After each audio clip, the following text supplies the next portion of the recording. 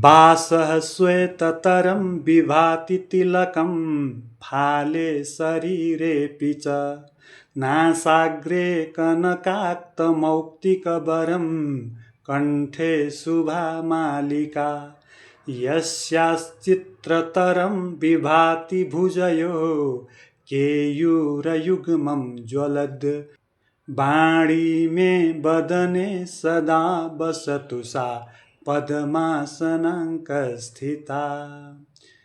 जसको वस्त्र अत्यन्त सेतो चम्किलो छ, निधारमा सुन्दर तिलक शोभित छ, नाकको टुप्पोमा सुनले सजाइएको उत्तम मोतीको नथ भेटिन्छ, घाँटीमा कल्याणकारी माला हुन्छ र जसका दुवै भुजाहरूमा अति सुन्दर र चम्किलो बाजुबन्दको जोडी शोभिन्छ, त्यो कमलको आसनमा विराजमान बाँडी सरस्वती देवीले मेरो मुखमा सधैँ वास गरून्। धन्यवाद।